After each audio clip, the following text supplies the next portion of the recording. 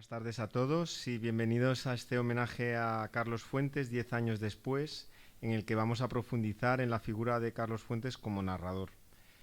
Vamos a comenzar este acto proyectando un vídeo en el que 13 escritores de países hispanoamericanos hablan de lo que supuso la presencia intelectual y la literatura de Carlos Fuentes.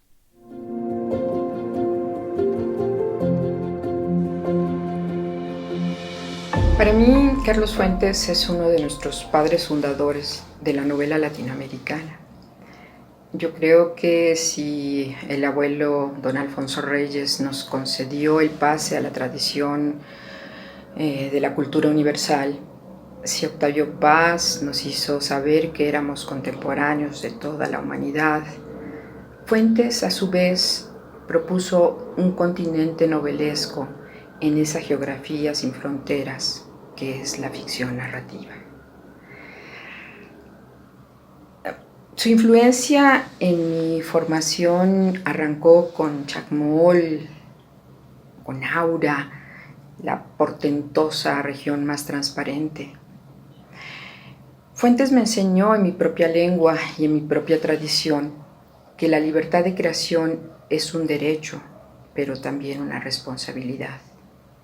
Y que, al igual que su Terra Nostra o la muerte de Artemio Cruz o Diana la cazadora solitaria, había que atreverse y transgredir, apuntar el arco y la flecha para que la ficción llegue más allá y más alto.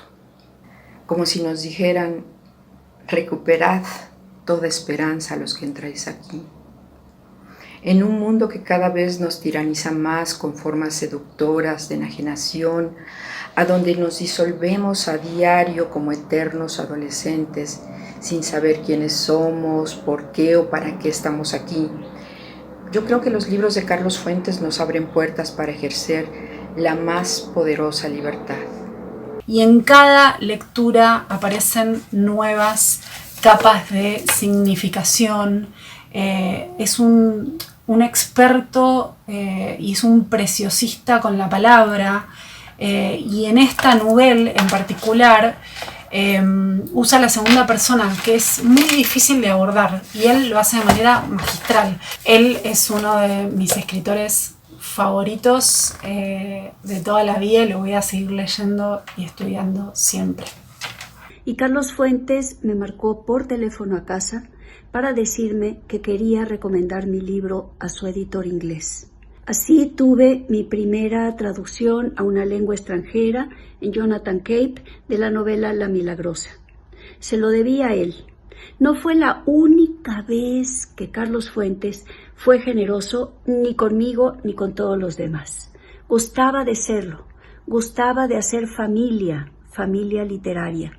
Sus reuniones, sus fiestas eran legendarias, y escucharlo siempre era una lección literaria, política, y además de serlo, era increíblemente divertido, un ser muy adorable. Que viva Carlos Fuentes en su memoria. Cuando me preguntan qué significa Carlos Fuentes para mí, es una influencia notable, sobre todo toda la parte de su narrativa de corte insólito. Hay un antes y un después de haber leído Aura, Chacmol y muchos otros textos que tienen que ver con estos universos alternos, pero que al mismo tiempo hablan de nuestra condición como mexicanos. Un gran intelectual que también trabajó muy de cerca con la identidad del mexicano y que construyó libros importantísimos como Terra Nostra, un libro fundamental, una piedra angular en la literatura mexicana. Para mí Carlos Fuentes es un referente. Lo leo, lo sigo leyendo, lo enseño, y quiero que todos los lectores jóvenes o no tan jóvenes sigamos leyendo y disfrutando de una prosa que no solamente era erudita, que no solamente fue muy innovadora en su momento, sino que también estaba comprometida con el tiempo que le tocó vivir. Carlos Fuentes es un parteaguas en la historia de la literatura de lengua española. De cada texto literario escrito en nuestra lengua podemos saber a ciencia cierta si fue escrito antes o después de la obra de Carlos Fuentes. Cerró como epígono crítico el ciclo de la novela de la Revolución Mexicana y abrió como precursor la nueva novela latinoamericana, también conocida como el boom de la expresión literaria de nuestro continente. Es un escritor que liberó al lenguaje de sus ataduras puritanas y del falso prestigio de la corrección lingüística, y estuvo a favor siempre de la expresión genuina de sus personajes y aún de sus narradores. Es un escritor que desplegó una espléndida batería de recursos literarios y abrió las puertas. Es un escritor que supo reconocer el ascendiente de sus mayores, la paridad de sus contemporáneos y la valía promisoria de las nuevas generaciones. Como escritor recibí su ejemplo en lo que hace a la voluntad de estilo, la voluntad permanente del ejercicio literario y el estilo cambiante en cada una de las obras que uno escribe. Por otra parte, fue ejemplar su disciplina, su curiosidad nunca colmada, la amplitud referencial de su mundo literario en épocas paradójicamente de alta especialización. La influencia de Carlos Fuentes es fundamental para cualquier escritor del siglo XX, entre otras razones porque fue uno de los grandes pilares, uno de los grandes novelistas del siglo. Son una serie de obras que van constituyendo un todo, un corpus que realmente es entrañable para cualquier escritor, entre otras razones, porque además es un estudio pormenorizado del ser y el conocer del mexicano. Mi padre me llevó a conocer a Carlos Fuentes cuando estaba yo a punto de cumplir 10 años de edad en la biblioteca del Congreso, y quedé prendado de un hombre que parecía perfecto. Hablaba español con una propiedad envidiable.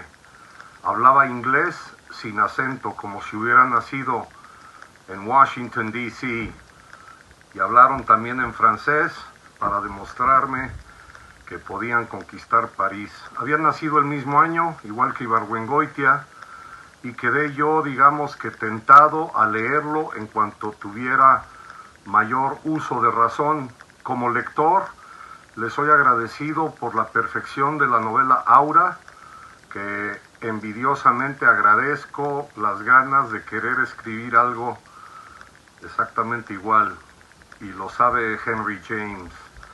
Le agradezco Terra Nostra, que también es una manera de viajar al pretérito compartido de Hispanoamérica. Le agradezco todos los territorios quijotescos de La Mancha que abrió con una pluma atrevida que nunca se limitó en los juegos vocálicos, en la transcripción de una lengua a otra, en las palabras de los nombres que podía reinventar, e incluso en la tipografía juguetona con la que se atrevió a entregar originales con párrafos en escalera o escalinata. Pero sobre todo siempre fue un amigo muy generoso, un guía y un celoso custodio de la palabra ajena, es decir, un muy buen corrector de cuentos de escritores en ciernes, porque uno no puede terminar de andar por este mundo, sobre todo si es mexicano, sin saber cómo fue la muerte de Artemio Cruz, o sin imaginar qué sería de nosotros si no existiera el cuento de Chuck Moll. ¡Que viva Carlos Fuentes! Se me van a agolpar las palabras recordando a Carlos Fuentes, ese entrañable ser humano, extraordinario escritor, hombre de todos los mundos, hombre renacentista, habrían dicho los norteamericanos, porque fue actor en algún momento, y era un gran actor diciendo sus conferencias, era un gran politólogo, era un escritor de fuste de primerísima línea, creo que había sido dibujante también en sus momentos, abarcaba todo, era lo más memorioso y era el hombre más generoso en todos los aspectos de la vida, con la gente que él apreciaba y con sus lectores. Y eso es maravilloso, porque se abría a todos los mundos. podemos leer desde los distintos ángulos. Aquellos que les interesa el vampirismo tienen material, la brujería, los misterios, la filosofía, México, todo México está ahí en la obra de Carlos Fuentes. Cosa que me costó a mí entrar en un principio, no sabía bien, no entendía bien, y de golpe se iban abriendo esas puertas de comprensión, esas lecturas en profundidad que uno hace en las diversas novelas. Él pudo haber sido presidente de México, no quería, pudo haber hecho una carrera política brillantísima, sin embargo la literatura era su expresión, esa es la enseñanza que me dejó, que me dejó a muchos. Esa instancia donde el escribir es lo más importante que hay en la vida para quienes estamos dedicados a ese oficio, digamos, y a esa generosidad verbal también de Fuentes, esa manera de indagar y entrar en los distintos mundos y presentarlos es deslumbrante. O sea, y ese gran sentido del humor que siempre tuvo, medio solapado, que hay que irlo descubriendo, ¿no? Carlos Fuentes, más que un padre literario, fue un hermano mayor. Lo recuerdo como una de las personas más generosas para conmigo y para mi generación de escritores. Siempre curioso, siempre buscando nuevas informaciones sobre el hecho, por ejemplo, de que cuando uno es escritor, las primeras novelas se escriben sin ninguna presión formal y están llenas de esa libertad creativa, de esa alegría brutal de la fiesta de las palabras que encontramos, por ejemplo, en La muerte de Artemio Cruz o, por supuesto, en su novela La región más transparente. Para todos nosotros, el perderlo fue dejarnos en la orfandad literaria. Lo leemos, lo admiramos, seguimos en contacto con Silvia y siempre lo extrañamos. Carlos Fuentes, recordemos, inaugura el boom latinoamericano con su novela La región más transparente, y después, como crítico literario, fue uno de los grandes impulsores de cada una de las obras de sus compañeros de generación. Él escribió sobre Julio Cortázar, hizo una de las obras literarias más originales y más completas de su generación. Para mí la obra de Carlos Fuentes sigue siendo una gigantesca referencia, precisamente por esa tradición tan mexicana de unir el ensayo a la obra literaria, de manera que se va reflexionando sobre la literatura a medida que se va dando cuenta de la realidad que lo circunda y de su propia visión de la vida, de las relaciones humanas y de la sociedad en la que le tocó vivir a través de sus libros. Quizá la palabra maestro para mí lo define de una manera muy particular, de una manera muy personal y de la manera como yo preferiría recordarlo, porque me enseñó a través de sus libros y me enseñó a través de su imaginación y de su ejemplo íntegro de escritor dueño de una gran carga ética que la puso al servicio de los demás, al servicio de la conciencia de América Latina. Una voz que el tiempo no va a apagar, la voz del intelectual típico que quisiéramos tener siempre en nuestro continente. Sus novelas cuentan la historia de América Latina a través de la historia de México, los desengaños de una revolución desde la dictadura derrocada de Porfirio Díaz hasta los años oscuros en que esa revolución fue trastocada y falsificada. Esa fue también otra gran enseñanza para mí. Y la enseñanza sin par de la imaginación, cómo los hechos históricos al pasar por la fragua, a los que él los sometió al fuego de su imaginación, se transformaron y cómo sus personajes van a vivir siempre en la imaginación, en la memoria y en la conciencia de sus lectores, entre ellos yo, que me considero uno de los primeros en aprender de su enseñanza imaginativa, de su enseñanza literaria y también, como he dicho antes, de su enseñanza ética. Carlos Fuentes me impresionó desde la primera vez que lo leí. en los años 80, los años de mi juventud como estudiante. Me impresionó por distintas razones. Primero, por la forma en que fundía la realidad con lo fantástico en cuentos como los que están en Los Días Enmascarados, por supuesto en Chacmol, pero después cómo captaba la actualidad y el interior en cuentos como los de Cantar de Ciegos. Todavía hasta la fecha mi libro favorito sigue siendo Aura. No es el más extenso, pero para mí es el más poderoso, porque conjunta estas dos realidades y porque, igual que el resto de su obra, me enseñó que para hablar de la historia privada hay que contarla también enmarcada desde la historia grande. Fuentes me impresionó también por su amplio conocimiento, parecía que lo sabía todo, y por su generosidad. Me conoció, me leyó, me invitó a Brown, lo escuché como conferencista, espléndido, perfecto, con la actitud idónea, pero además con una gran energía y generosidad. Me impresiona otra cosa más, que supiera que su vida toda cabía en un libro, se iba a convertir en escritura. Sabemos por su biografía que también vivió, pero básicamente escribió. Ojalá se siga leyendo por las nuevas generaciones. Tengo presente a Carlos Fuentes por sus páginas, pero también y muy especialmente por su elocuencia, por su teatralidad, por su capacidad para pararse en un auditorio y llenarlo completamente con su voz, por esa autoridad de narrador que a mí me hizo creer que yo podía narrar. Uno asistía a este evento en el que el narrador se convertía en oficiante y como oficiante alebrestaba totalmente el ambiente, tensaba el silencio y lo hacía suyo. Carlos Fuentes era dueño del silencio y a partir de ese instante era poseedor absoluto de las palabras. Hace 10 años que Carlos Fuentes no está con nosotros, pero en lo que a mí respecta, lo dudo.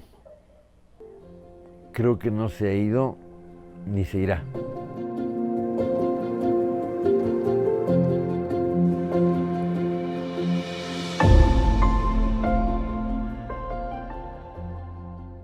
Fuentes, 10 años después, esta mesa redonda, Carlos Fuentes, narrador.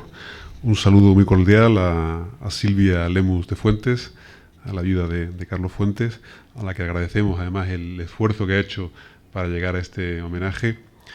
A los participantes en la mesa de hoy, al maestro Sergio Ramírez, Premio Cervantes 2017, al maestro Jorge Volpi, y a Pilar Reyes, gran amiga, grandes amigos los tres en realidad de esta casa. Pilar Reyes, la directora literaria de Penguin Random House.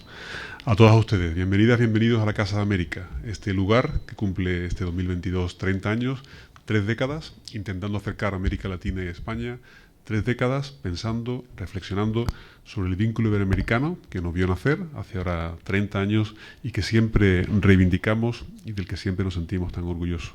Qué alegría ver esta sala Bolívar llena, repleta, en este homenaje al maestro Carlos Fuente. Rendimos como institución homenaje a Carlos Fuente al cumplirse 10 años de su fallecimiento con 2 mesas redondas, esta de hoy y la del próximo martes, la de hoy versando sobre su obra narrativa, la del próximo martes sobre su obra ensayística.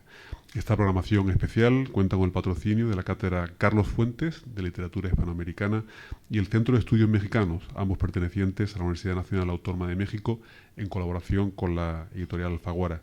De hecho, recordábamos antes, Pilar y yo, como hace unos meses, en octubre, noviembre del año pasado, cuando estábamos viendo toda la programación de este año, uno de los puntos de los que pusimos especial importancia, Casa de América y Penguin, fue, por supuesto, homenajear a Carlos Fuentes. Aquí estamos, ¿no, Pilar?, unos meses después. A veces, efectivamente, el trabajo da sus frutos. La vinculación de Carlos Fuentes con esta casa empieza con nuestro nacimiento, ya en 1993, y se extiende durante esos casi 20 años, hasta el final de su vida en mayo del 2012, incluyendo múltiples eventos, como la primera clase magistral de literatura impartida en esta casa, presentaciones de libros propios y ajenos, homenajes a otros escritores hispanoamericanos, conferencias e intervenciones en foros y mesas redondas de diversa temática, que demuestran no solo el lugar tan destacado que Carlos Fuentes ocupa en las letras hispánicas contemporáneas, sino también su extraordinaria generosidad intelectual y profesional con autores y creadores de los que él llamaba, con esa expresión tan admirable, el territorio de la Mancha. Me han sacado aquí mi equipo, el equipo de Casa de América, algunos de los ejemplos de esas presencias de Carlos Fuentes en la casa. Voy a destacar, a recordar solamente dos de ellas. Por ejemplo, en 1997 se presentaba aquí en la casa El espejo enterrado, un análisis de la obra del escritor mexicano y la importancia de esta como herramienta educativa. Los participantes eran Juan Cruz, Juan Luis Cebrián, Xavier Ruber de Ventós, Rosa Regás y el propio Carlos Fuentes. Al año siguiente, en 1998, se celebraba una mesa redonda, El porvenir de la literatura en lengua española, con Carlos Fuentes, Juan Luis Cebrián, Juan Cruz y Héctor Aguilar Camín. Así, una veintena de presentaciones, de participaciones de Carlos Fuentes en esta casa.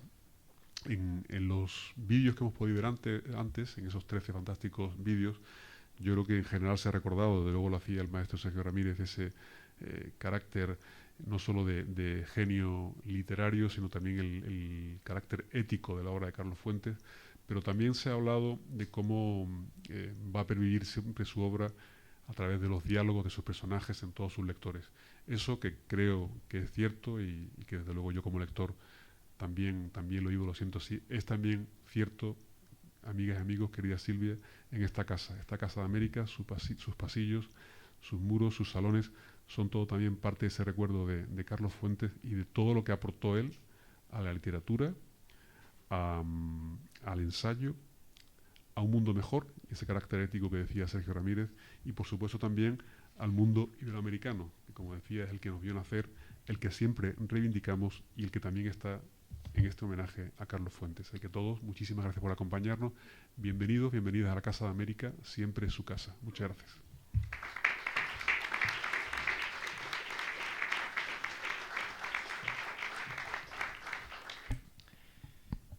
Vamos a seguir ahora con el coloquio sobre la figura de Carlos Fuentes como narrador. Ya los han presentado el escritor y maestro y premio Cervantes 2017, Sergio Ramírez, el también maestro, escritor y director del Centro de Estudios Mexicanos UNAM España, Jorge Volpi, y la directora de la división literaria de Grupo Penguin Random House, Pilar Reyes, como moderadora. Cuando queráis podéis subir. Un placer estar aquí, director. Creo que no hay mejor lugar en Madrid para este homenaje por todas las razones expuestas, por las múltiples veces que Carlos Fuentes estuvo aquí y por lo mucho que tiene que ver esta casa con su idea transatlántica de trabajo cultural colectivo. A Silvia también, muchas gracias por estar aquí. Para nosotros es un placer tenerte siempre en Madrid. El 15 de mayo del 2012, hace 10 años, murió Carlos Fuentes. Tenía 83 años y no es una exageración decir que nadie esperaba su muerte. En un artículo aparecido hace unos pocos días, Juan Gabriel Vázquez decía que lo había visto pocas semanas antes, bueno, para ser exactos, en enero de ese mismo año, en Cartagena de Indias, nadando en una piscina como si tuviera el cuerpo de un joven. Y creo que esa escena es extrapolable a la vitalidad de su literatura y de su pensamiento. Creo que nadie esperaba su muerte. Creo también que era un escritor al que se leía y un escritor al que se oía con muchísima atención en todo el ámbito de lo español y también en los foros internacionales más importantes. Hoy lo vamos a recordar aquí con dos personas que lo leyeron y que fueron sus amigos, dos personas de dos generaciones distintas, así que creo que será una visual sobre Fuentes muy interesante. Nosotros en Alfaguara empezamos a publicar a Carlos Fuentes con Los Naranjos en el año 1994 y lo seguimos publicando hasta el momento. Así que Las preguntas que haré también serán desde la perspectiva de alguien que trabajó sus libros y lo vio en público. Lo que decía Javier Velasco hace un momento, creo que es uno de los rasgos más notables, era ver a Carlos Fuentes exponer, fuese leyendo sus textos, era un gran lector de sus textos, pero al mismo tiempo tenía esa misma capacidad y fuerza para exponer su pensamiento, o para hablar de literatura, o para recomendar autores fueran de su tradición, de sus contemporáneos, y lo que aún es más impresionante, esa generación por venir, ¿no?, en la que él pensó mucho. Yo quiero que hablemos de Fuentes en distintos ámbitos, no solo el narrativo, porque me parece que es difícil no ver esa dimensión múltiple en la que él ejerció, digamos, un papel tan protagonista en la vida cultural latinoamericana. Quiero empezar preguntándoles algo más bien que no hemos oído aquí, que tiene que ver con lo personal. Quería preguntarle a cada uno dónde conoció a Carlos Fuentes. Me acabo de enterar, voy a empezar por Sergio, pero me acabo de enterar por Silvia cuándo te conoció a ti, que me llama mucho la atención. Sergio, ¿cuándo conociste a Carlos Fuentes? Bueno, yo conocí a Carlos Fuentes en una circunstancia en que él no me conoció a mí, porque en el año 1971, si no me equivoco, yo asistí a un congreso en Salzburgo con Carlos Monsiváis, y nos trasladamos a Viena, donde se encontraba Carlos Fuentes, porque iban a estrenar una obra teatral suya, El tuerto es rey, con María Casares en el papel protagónico de la obra. Y a través de Carlos Monsiváis conseguimos las entradas para el teatro, y vimos la representación, y el recuerdo que tengo de Carlos Fuentes es en un balcón lateral, de pie, en el balcón, con los brazos cruzados, sin perderse palabra de lo que estaba ocurriendo en el escenario, como que si él fuera el apuntador de la obra. Carlos organizó una reunión entre los dos para el día siguiente, pero ya esa reunión no se pudo dar por alguna circunstancia, porque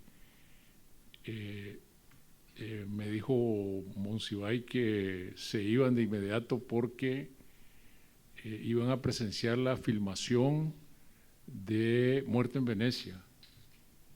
Los habían invitado a presenciar la filmación de Muerte en Venecia y desaparecieron de mi vista, los dos.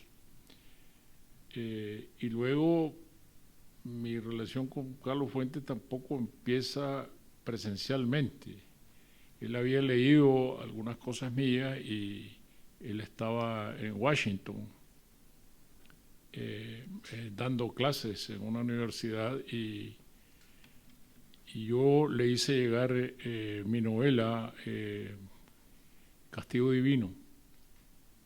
Eso fue en el año 1987, y nos encontramos de verdad aquí en Madrid cuando le iba a recibir el premio Cervantes en el año 1988, que yo venía a presentar mi novela en Madrid, Castigo Divino, y él venía a recibir el premio Cervantes. Y uno de los grandes regalos suyos que yo recibí en mi vida, que no fueron pocos, fue que en El País de esa mañana, cuando íbamos, porque yo asistí a la ceremonia en Alcalá de Henares, cuando íbamos saliendo para la ceremonia, en el desayuno yo abrí el periódico y había una página entera de Carlos Fuentes dedicada a mi novela. Eso para mí fue un verdadero shock, porque era un estudio muy concienzudo, muy detallado de la lectura que él había hecho del original de la novela sin que se hubiera publicado todavía. Y y claro, su generosidad era proverbial, todo el mundo habla de su generosidad y yo no voy a ser el último en referirme a ella. Y por el hecho de que Carlos Fuentes hubiera escrito una página entera sobre una novela de un escritor que no era muy conocido, pues inmediatamente quienes estaban a su alrededor, incluyendo su editor en Inglaterra, su editor en Francia, se acercaron a mí para decirme que querían publicar mi novela, pero era porque Carlos Fuentes la había alabado. Jorge, me acabo de enterar que tú tocaste a la puerta con 18 años, a la puerta de la casa de Carlos Fuentes a presentarte. Quiero que nos cuentes cómo fue y qué tiene que tener un escritor para que un joven sienta que puede llegar a tocar a la puerta y que lo van a recibir. Bueno, muy buenas tardes a todas y a todos. Me da muchísimo gusto estar aquí. Para mí es realmente muy emocionante siempre volver a pensar en Carlos Fuentes, y Silvia, querida, me da mucho gusto que estés aquí justamente en Madrid con nosotros. Muchas gracias a la Casa de América y por supuesto el honor de estar en la mesa con mi querido Sergio Ramírez y Pilar, desde luego encantado. Bueno, yo creo que yo conocí a Carlos Fuentes 3 veces, no una sino 3. La primera fue antes todavía, es decir, cuando yo tenía 16 años, conocí en la misma escuela donde había estudiado Carlos Fuentes a otros 2 jóvenes que se convertirían a la larga en mis mejores amigos, Eloy Urroz e Ignacio Padilla. Y los 3 ya a los 16 queríamos ser escritores y nos poníamos entonces retos. Y empezábamos a leer literatura latinoamericana y mexicana, que hasta entonces no habíamos explorado, cada quien tenía otros intereses ya a esa edad, y a los 16 nos pusimos un reto y fue leer Terra Nostra. Es decir, que nosotros conocimos a Carlos Fuentes y lo primero que leímos fue Terra Nostra. Carlos Monsiváis decía malévolamente que se necesitaba una beca para leer Terra Nostra, no para escribirla, sino para leerla. Nosotros a los 16 no teníamos ninguna beca, sino simplemente el ánimo y el impulso de leer la que sigo creyendo, no solo que es la mejor novela de Carlos, sino una de las mejores novelas escritas en el siglo XX. Milán Kundera decía exactamente lo mismo, particularmente de esa novela, y desde entonces sigo creyendo que es el modelo absoluto de hasta dónde puede ir la imaginación literaria en nuestro tiempo.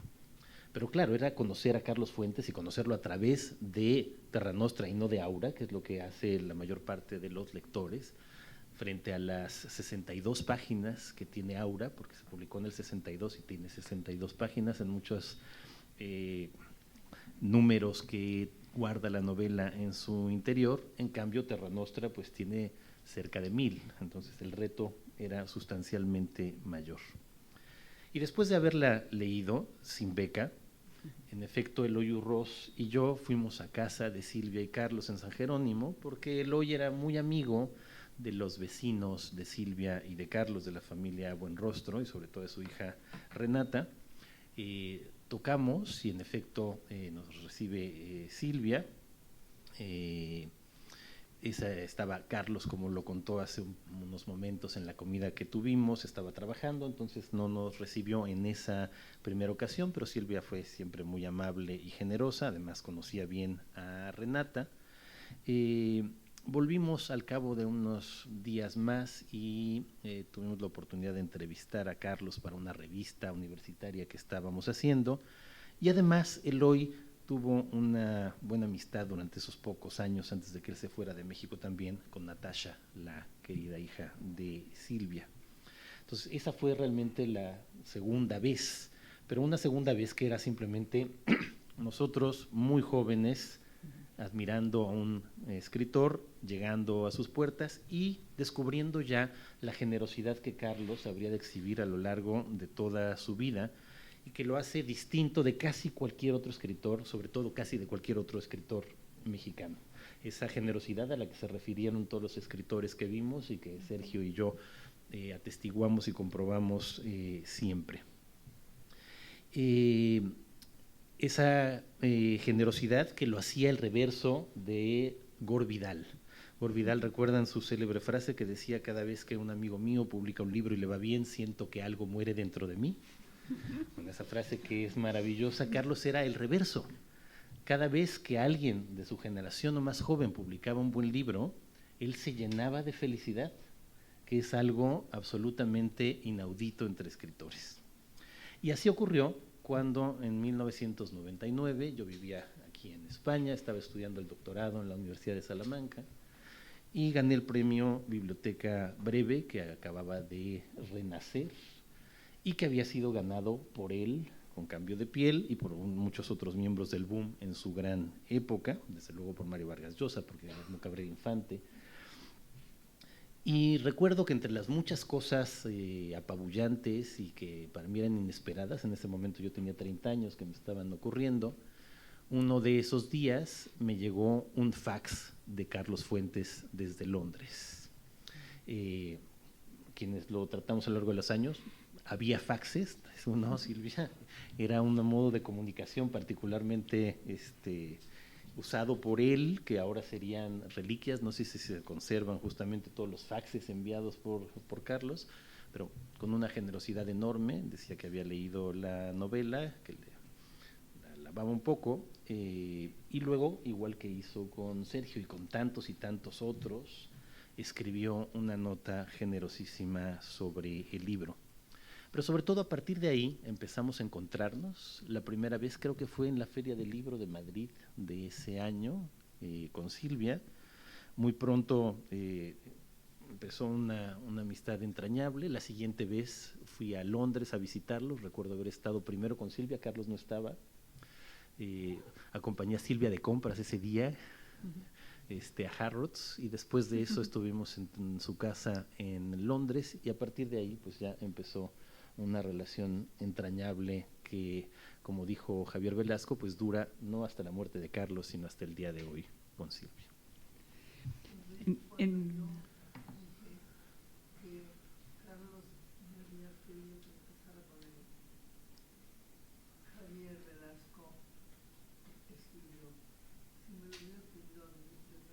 Hubiera aceptado. Afortunadamente Carlos tenía buenos gustos.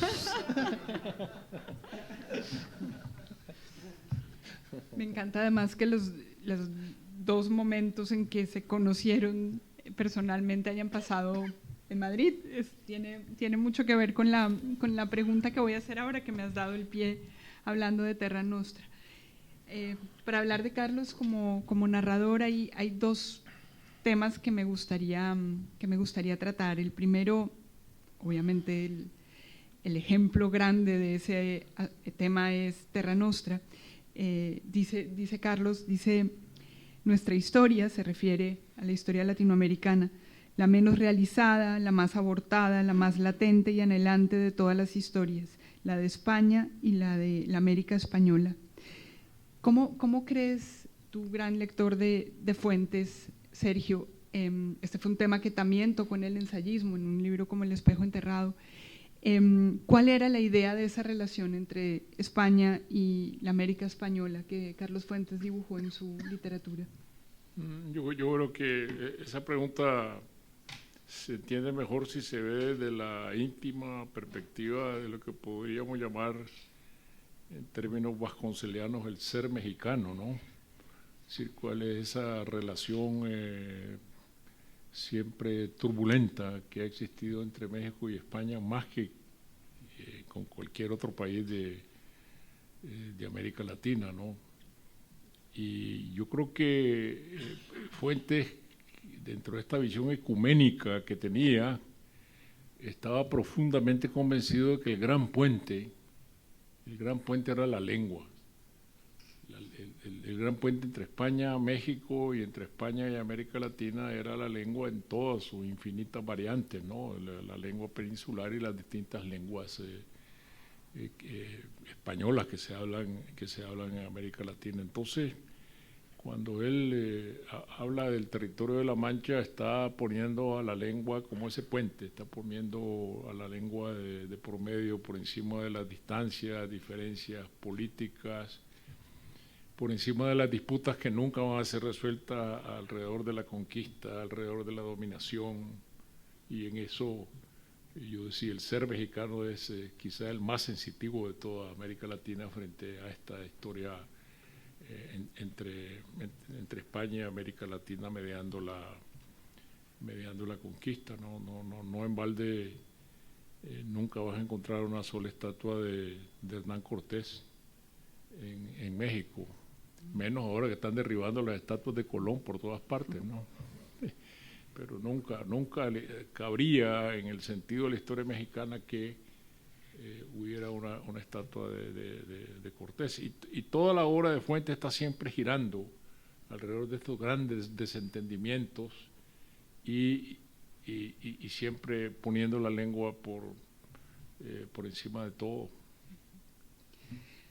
Tú como escritor mexicano,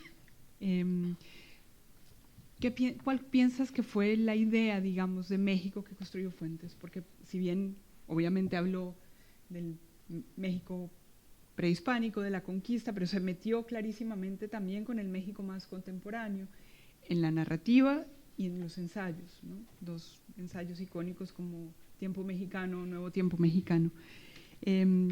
Para ti, ¿cuál fue la idea de México que construyó Fuentes en su obra?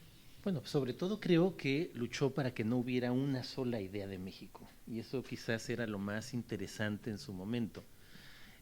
Carlos comienza a escribir sus primeros cuentos justo en la preparatoria, ahí es donde gana su primer concurso de cuento con Chacmol, que luego terminaría publicándose siendo uno de los cuentos más memorables de nuestro tiempo, pero él tenía 16 años cuando lo escribió originalmente.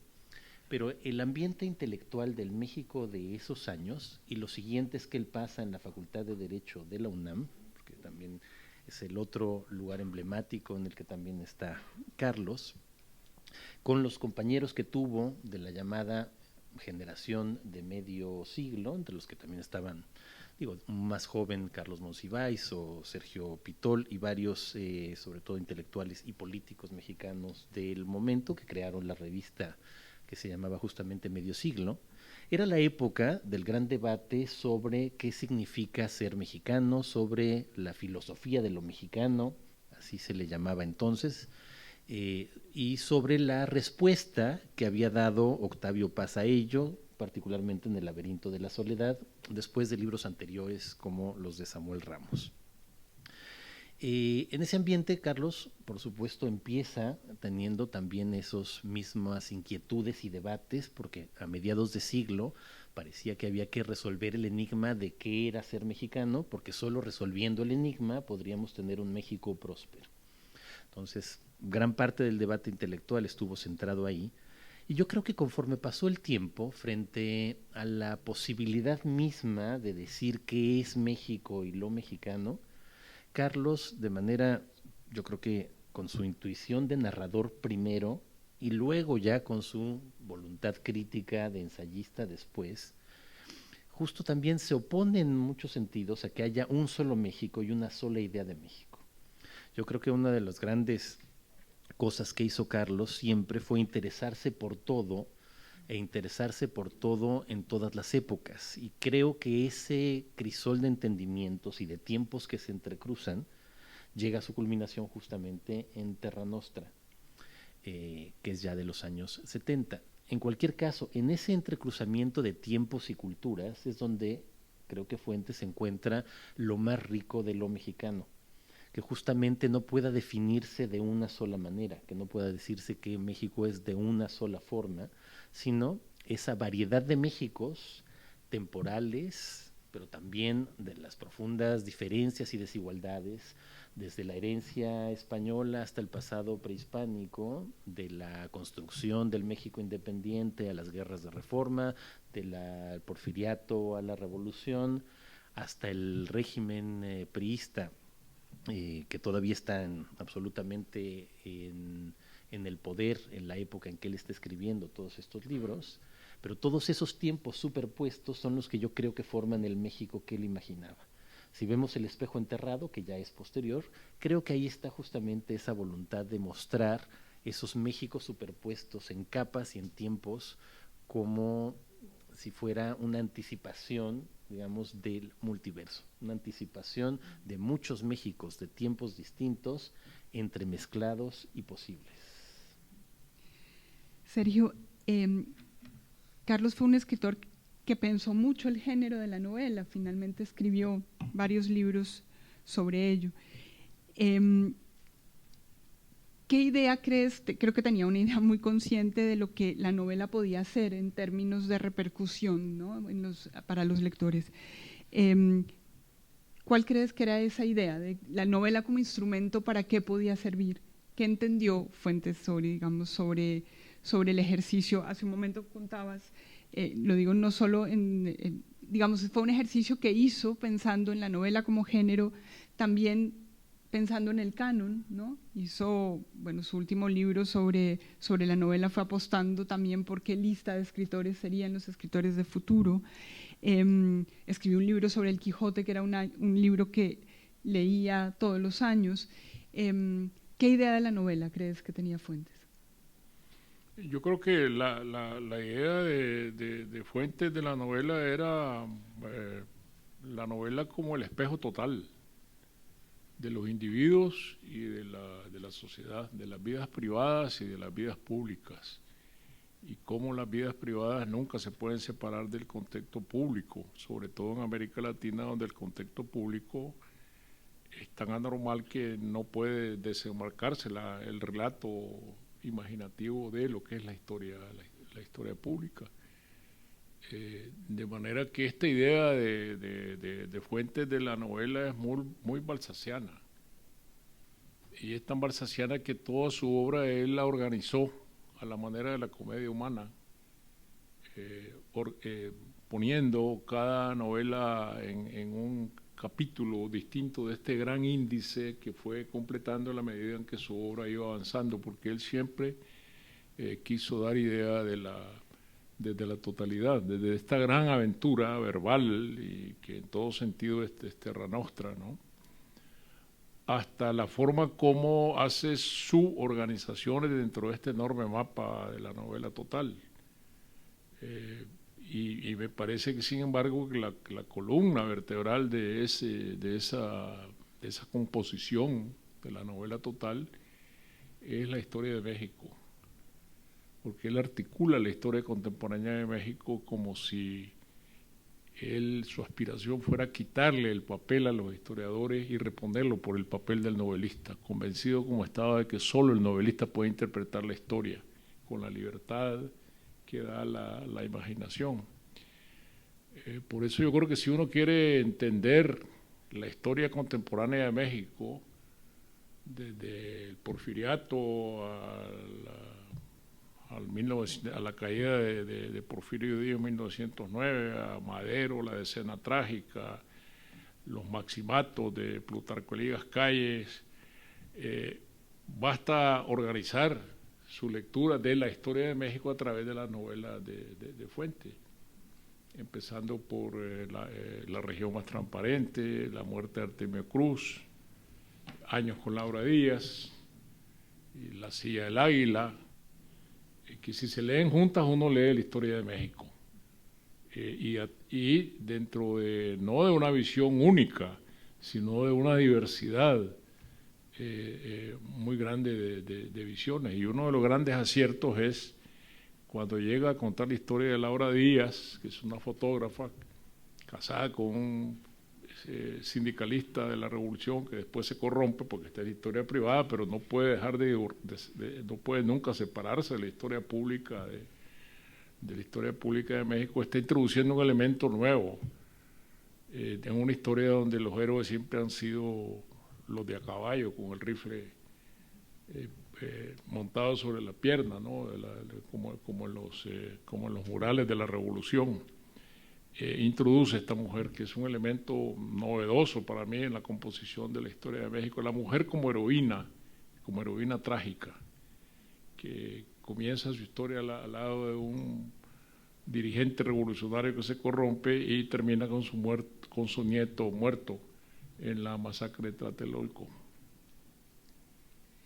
En una entrevista que le hicieron a dos voces, Juan Gabriel Vázquez y Santiago Gamboa, a Carlos Fuentes en el EGEI de Cartagena, él decía algo que me llamó la atención. Decía que su generación contó el pasado de América Latina, que era algo que no se había contado, y que sentía que después de ese ejercicio, la generación siguiente, y se lo decía a Santiago y a Juan Gabriel, y en esto evidentemente te lo decía a ti, estaba liberada de esa necesidad de contar el pasado, fuese un pasado real o un pasado de aquello que pudo haber ocurrido, con la soberanía de la imaginación para pensarlo, pero que los escritores jóvenes podían estar liberados de ese peso y por tanto sus temas podían ser el presente en su acepción más amplia, su propia tradición o cualquier otra a la que se sintieran pertenecer.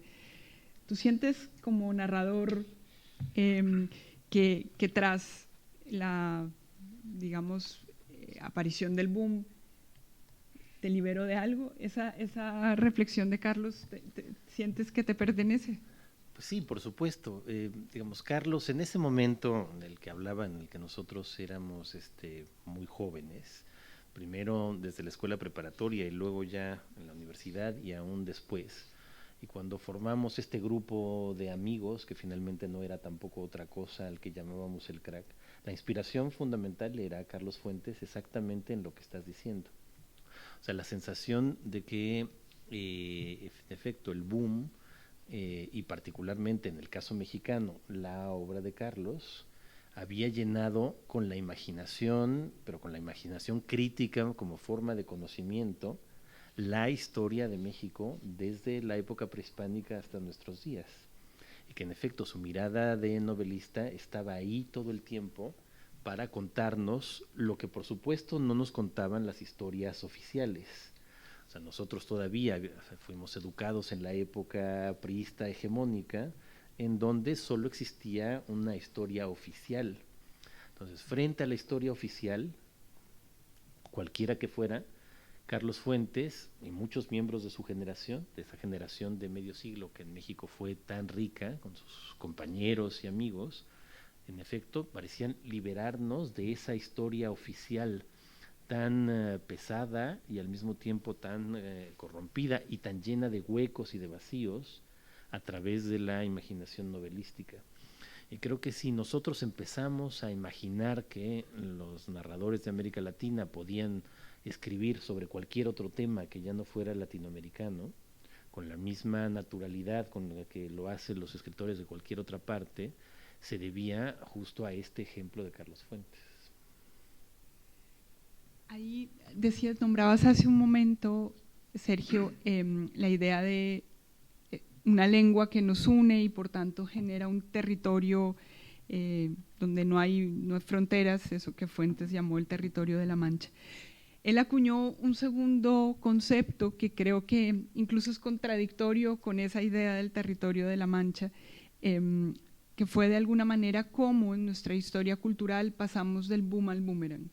Decía que después de una explosión enorme de la literatura latinoamericana que conversaba entre sí, que se leía entre sí, que se traducía, empezó a pasar que las literaturas de algún modo se retrajeron, y no hablo de literaturas nacionales, pero sí que los ámbitos de circulación y de conversación se habían restringido.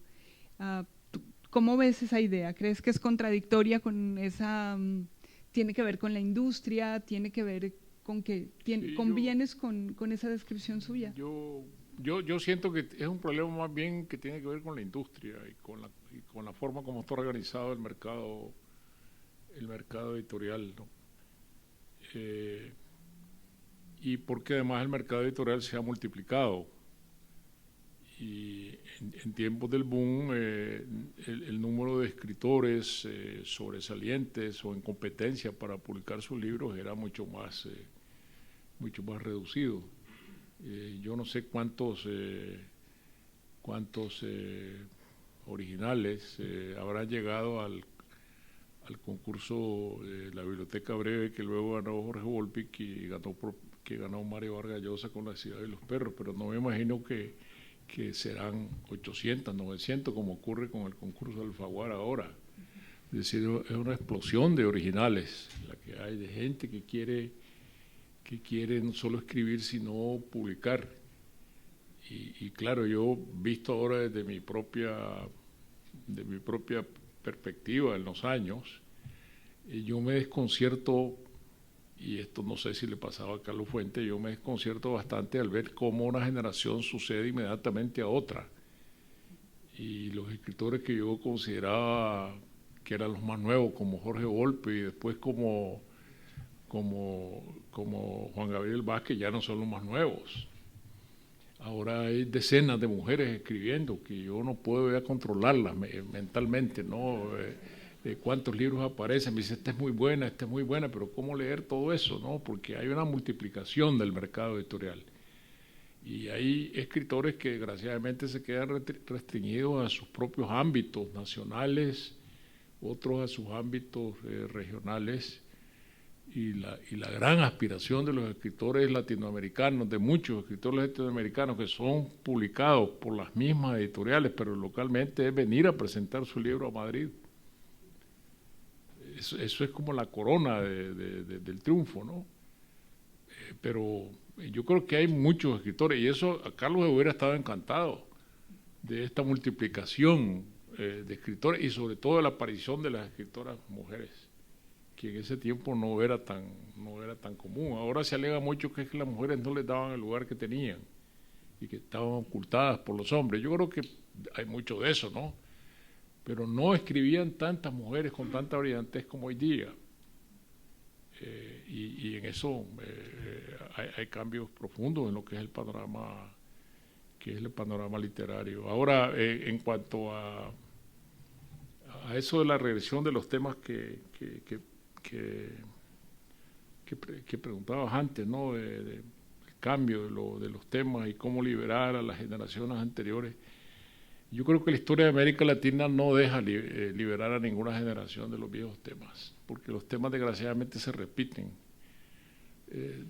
Tú no puedes decir ya salimos de las dictaduras, entonces olvidémonos de hablar de las dictaduras y ahora pasemos a explorar otros campos del alma humana que no tenga que ver con los sistemas políticos corrompidos u opresivos. Eso no es cierto. Se vuelven a repetir con distintos disfraces, pero volvemos a ser testigos como escritores de esta normalidad que no cesa, demagogo de nuevo cuño, gente que vende, líderes políticos que siguen vendiendo fórmulas mágicas, agua de colores, engañando, mentiras, y ahora metidos dentro de esta trama del internet y del mundo digital, peor todavía, las mentiras. Todo eso es novelable y me parece que lo seguirá haciendo, ¿no? Jorge, tú, volviendo a la pregunta sobre esta idea del boom al boomerang, ¿tú sientes que la realidad en la que tú empezaste a publicar tenía que ver con esa descripción que hacía Carlos, de literaturas mucho más encerradas? Sí, bueno, yo creo que sí, ese boomerang ha dado, digamos, unas cuantas vueltas. Después de la gran explosión, ¿no? de lo que llamamos boom, pero bueno, de la obra de Carlos en particular, para decirlo del caso mexicano, en los años 60 y 70, y se convierte en la gran explosión de literaturas que parecían no centrales sino periféricas y que llegan de pronto al centro. Y cuando Carlos Fuentes y Mario Vargas Llosa y Gabriel García Márquez y Cortázar y toda esa otra playa de alrededor empiezan a ser traducidos, leídos, admirados, invitados en los centros que hasta ese momento se reducían solamente a escritores de lo que entonces se llamaba, ¿no?, literatura occidental, abren una puerta valiosísima y muestran lo que es posible hacer en nuestros países y la imaginación desbordada y desatada que puede convertirse también en sustento de una especie de identidad ya no nacional, contra lo que ellos siempre se rebelaron, sino regional. En principio, América Latina, esos años eran todavía los del franquismo en España, y entonces no había ningún interés todavía en vincular las dos orillas de esa manera. Los libros de Carlos, igual que los de muchos otros, fueron censurados de distintas maneras en el régimen franquista. Pero sí de crear una identidad latinoamericana a partir de lo literario. Y son capaces de reinventar ellos, ¿no?, esa generación apasionante, un continente entero para el mundo. Y de manera además brillante, crítica y autocrítica también.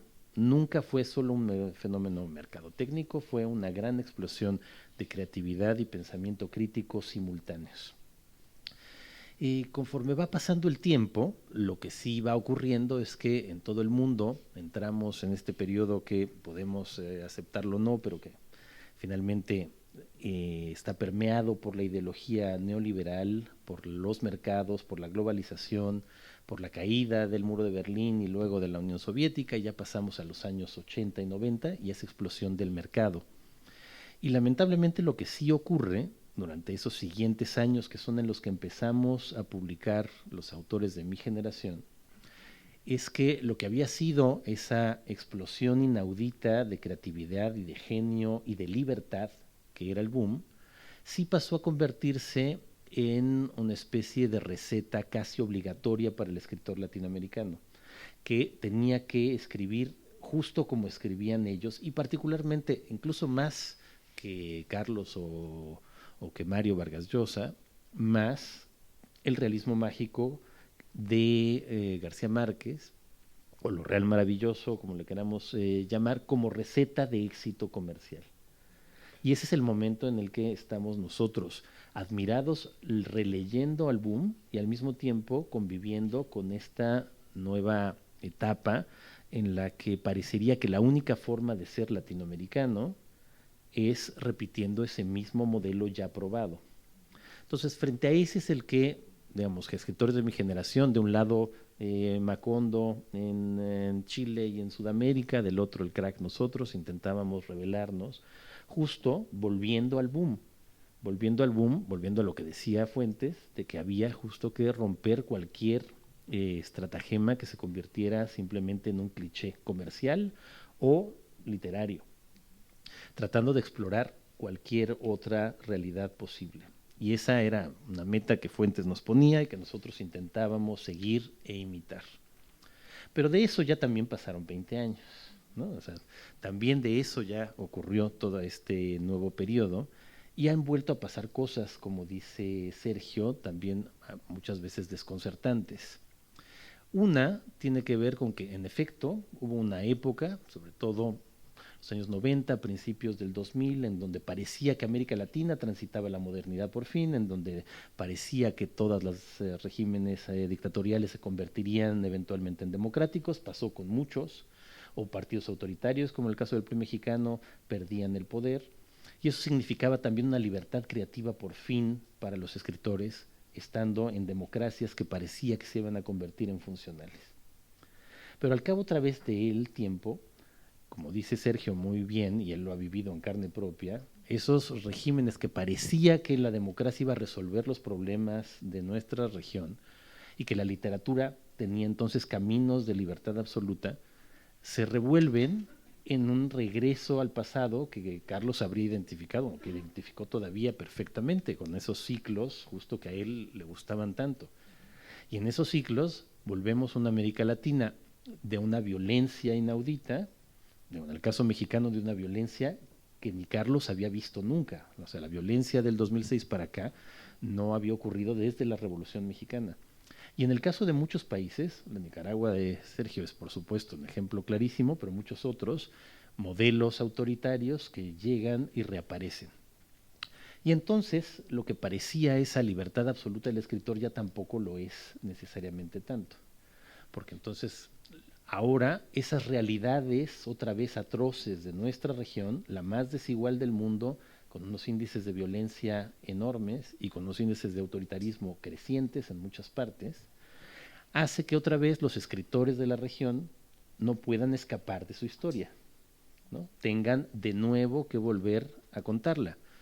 Y a eso hay que sumar, por supuesto, no solo los escritores, sino hay que decirlo, las escritoras, ¿no? Que por fin tienen la libertad y las herramientas para recontar estas historias de desigualdad y de opresión que son las que siguen marcando la realidad presente del continente. Hay una dimensión de Fuentes de la que me gustaría hablar y es la de intelectual. A ti, Sergio, te quisiera preguntar en un ámbito muy específico. Carlos creó esto que se llama Foro Iberoamérica, que claramente era poner al escritor en el centro de la conversación de poder en América Latina, con encuentros con empresarios, con influencia dentro del poder político, y creo que es un ejercicio que fue un ejercicio fundamental para pensar la influencia de la figura del escritor en esa conversación de poder. Te quería preguntar cómo fue esa experiencia, si convienes en lo que estoy diciendo y qué papel tuvo Carlos en esa idea del intelectual que se sienta a hablar con el poder, ¿no? Sí, el interés fundamental de Fuentes siempre fue articular un pensamiento latinoamericano, no el que provenía de sus reflexiones, sino articular a los intelectuales y que los intelectuales, los escritores, los académicos, los filósofos y aún los científicos pudieran tener una voz en el devenir de la América Latina, junto con los otros actores. Y esos otros actores son los políticos de oficio, expresidentes, dirigentes políticos y los empresarios. Es decir, una especie como de pata de gallina, ¿no? Empresarios, políticos e intelectuales. Y por eso él creó, yo digo que lo creó él, el Foro Iberoamérica, que es un grupo de reflexión privado, porque sus deliberaciones nunca se publican. Es decir, todo lo que se habla adentro queda ahí, ¿no? Pero a mí me ha servido muchísimo, porque desde que entré a formar parte de este foro del principio, me ha servido muchísimo como para lo que Carlos pensaba que debía servir, ¿no? Que es como centro de reflexión y oír a los demás. Es decir, sentarse en una mesa y oír lo que piensa Carlos Slim, por ejemplo, ¿no? Que un novelista escucha a Carlos Slim dar su interpretación del mundo y de la vida y de la historia y de la economía, bueno, eso es muy útil para el novelista sobre todo, ¿no? O la última presencial que hubo, que fue en Bogotá, que se le dio más énfasis científico, y entonces fueron invitados a los premios Nobel de química, de física, de matemática, ya en otro ámbito muy diferente. Yo creo que el foro no es lo mismo que cuando Carlos estaba vivo y podía él imprimirle su propia personalidad y su propia concepción al foro. Nelia Piñón y yo, que seguimos allí siempre, la última vez la reflexión me hizo Nelia fue: cada vez habemos menos escritores en el foro. Yo creo que eso habla muy de fondo de la recomposición que ha venido teniendo este foro de Carlos Fuentes. Jorge, la figura de Carlos intervenía en la conversación pública en México y su voz era ampliamente oída. ¿Cómo recuerdas tú esa dimensión suya? Su influencia en la conversación política, yo recuerdo, nosotros publicamos un libro que era, además de una valentía enorme en el momento en que salió, un ensayo titulado Contra Bush, que salió antes de las elecciones y era realmente con una intención de intervenir, digamos, en la conversación política muy clara. ¿Cómo ves esa dimensión de Fuentes? Es que Carlos era el prototipo de lo que en otras partes se llama intelectual público, de ese intelectual comprometido, un poco de modelo francés. En México lo encarnaban absolutamente Octavio Paz y Carlos Fuentes. Esas eran las figuras que de una manera u otra todo el mundo escuchaba, atendía y también en muchas ocasiones detestaba o veneraba, dependiendo del lado ideológico en el que se encontrara cada quien. Sobre todo, digamos, a partir de la ruptura de la amistad entre Carlos y Paz, se hacen dos lados completamente distintos y casi opuestos en la discusión pública mexicana, y habría quien se identificaba con uno o con otro, ¿no? Carlos siempre se mantuvo en el espectro de la socialdemocracia, ¿no? Mientras que el otro lado iba desde el lado liberal más hacia la derecha.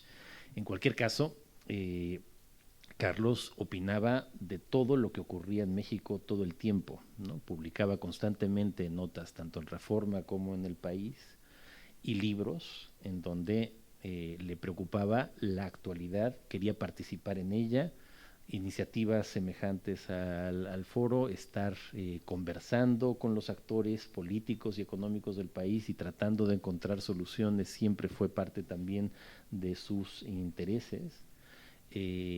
Y sus columnas eran muy seguidas, ¿no?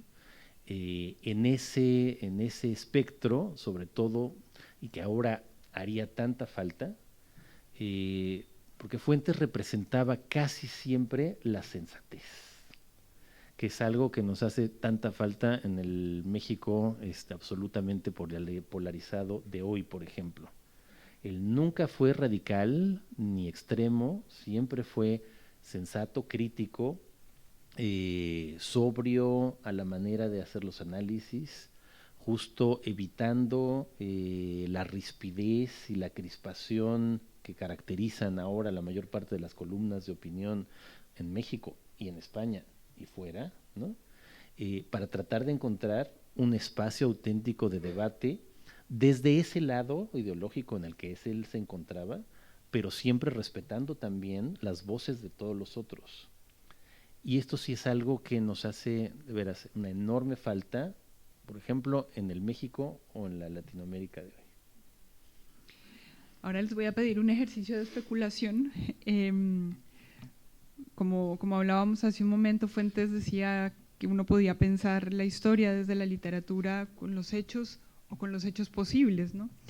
En estos 10 años en que él no está, han pasado muchísimas cosas, una crisis económica, una vuelta a los populismos en América Latina, una pandemia, una guerra como la que estamos viviendo hoy.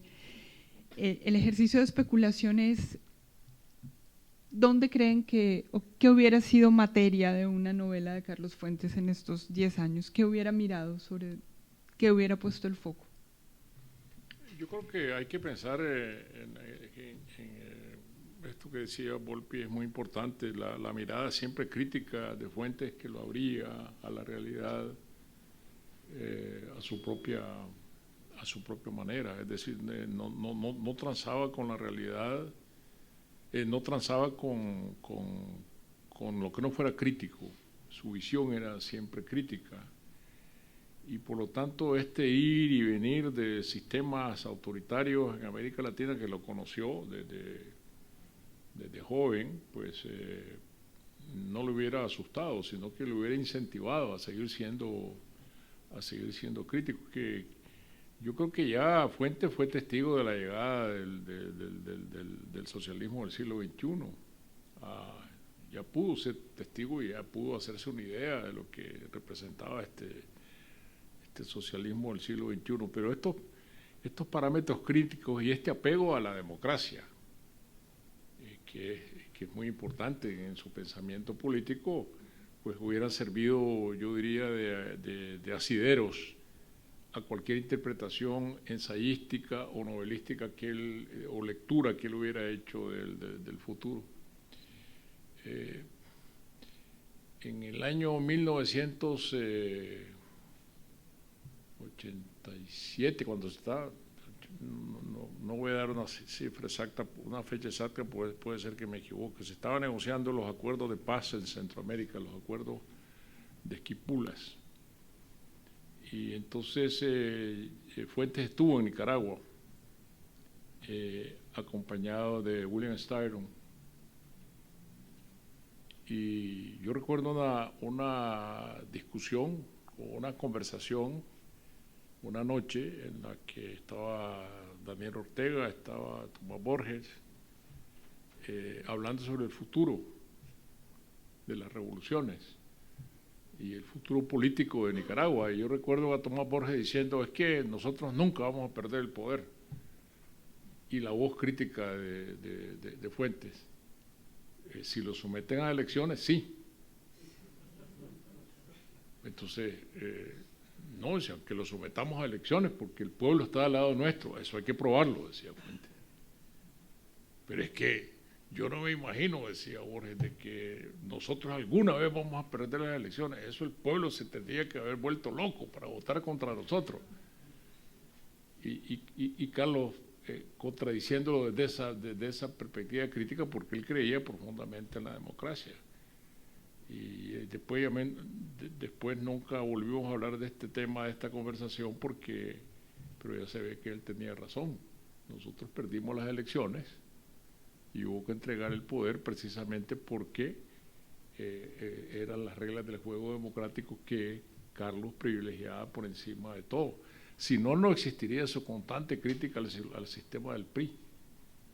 Si no, no llegaría él a esta concepción de la silla del águila en esta de sus últimas novelas de la serie, digamos, política, de la visión política mexicana. Y esta persecución permanente del ideal, vamos a llamarlo utópico, que no se despeña en la distopia, que es lo que ocurre ahora. Las utopías se han despeñado en la distopia en América Latina. Y él creía siempre en la posibilidad del cambio abierto, libertario, enraizado en las luchas de la independencia.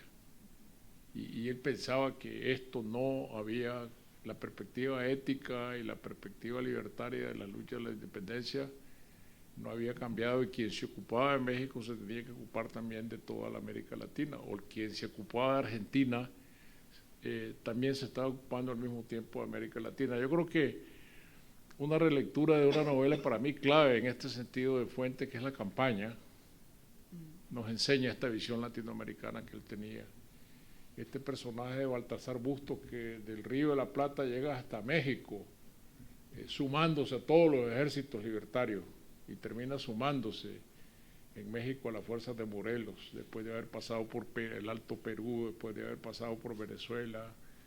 Entonces, esta visión ecuménica de la América Latina, siempre en lucha por la libertad, por la democracia que él tenía, sería valedera hoy en su pensamiento hoy día.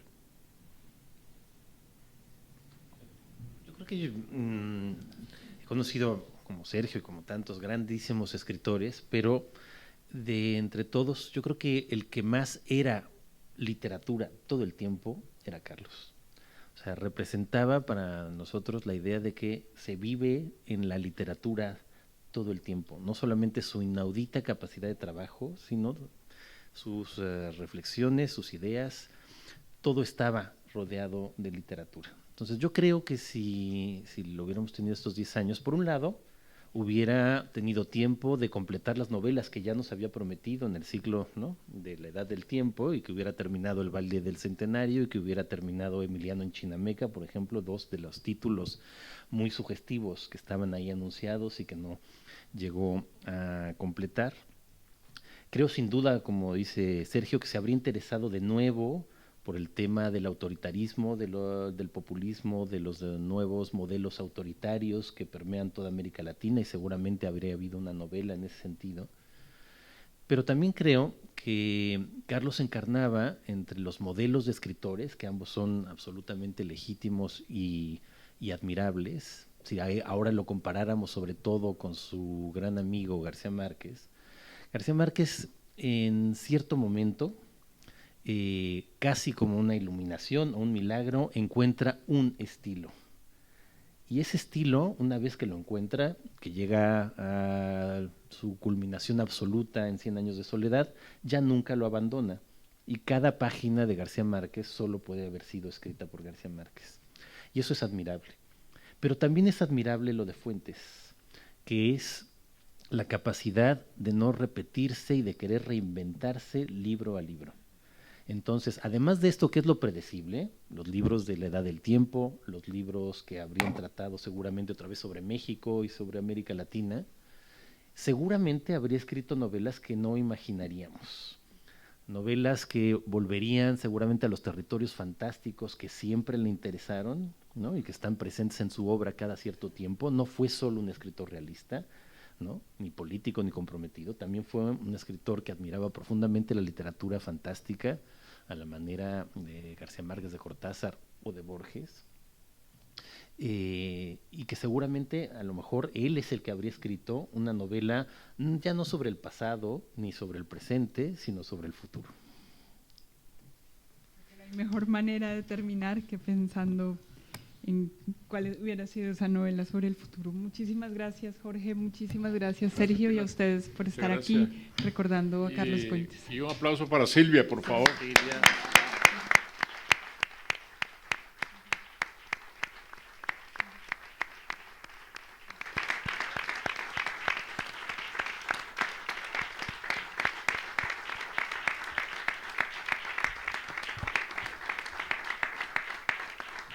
Muchas gracias. Sí. Bueno, yo les agradezco en esta mesa formidable de Sergio y de Jorge y desde luego de Pilar Reyes, colombiana, mexicano y nicaragüense. Me da mucho gusto que me subí a un avión y me vine a escucharlos y ha sido algo muy emocionante ver cómo ellos dos y tú han podido traer una imagen de Fuentes muy real, muy real. Era un escritor para siempre.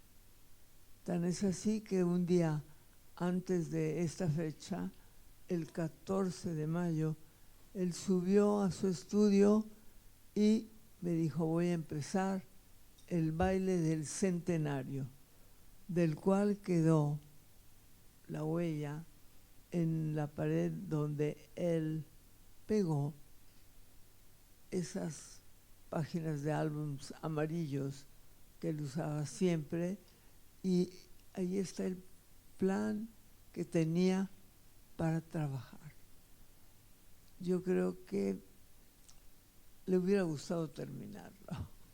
Estoy segura, pero hizo otras cosas muy importantes que ya ustedes han sacado del baúl de Fuentes, y qué bueno que lo lean, porque eso es de lo que se trata, de que Fuentes siga siendo leído por todos, pero por jóvenes, que era lo que él tanto buscaba.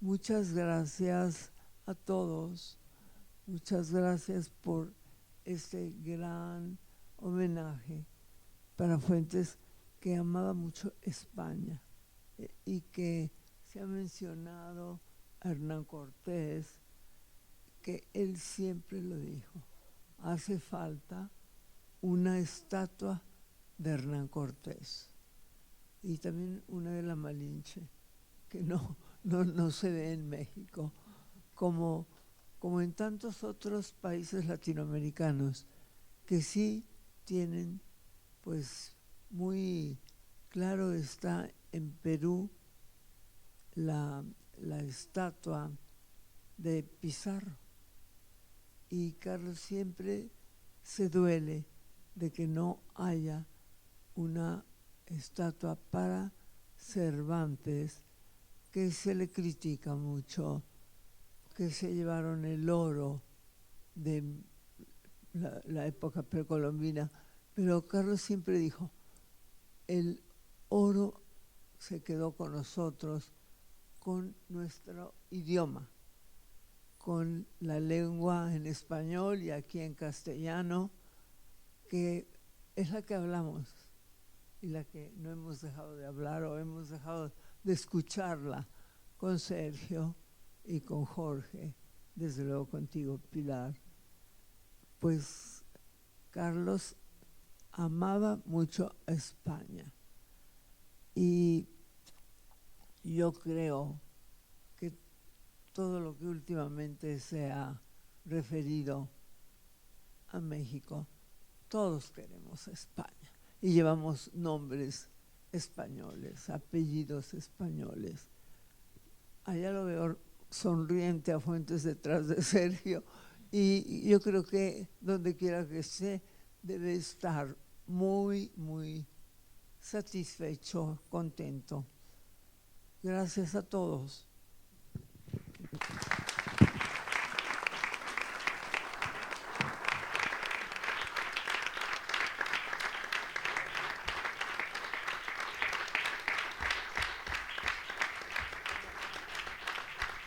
Muchas gracias Silvia, Sergio, Pilar, Jorge. También quiero emplazaros a todos a animaros a venir el próximo 24 de mayo a las 7, también aquí a Casa de América, pues continuaremos el homenaje en su perfil de pensador. Participarán el historiador y escritor Fernando Iwasaki, la ensayista, crítica literaria e investigadora de la UNAM Liliana Weinberg y el periodista y escritor Carlos Rubio Rosell como moderador. Gracias a todos y os esperamos el próximo 24 de mayo.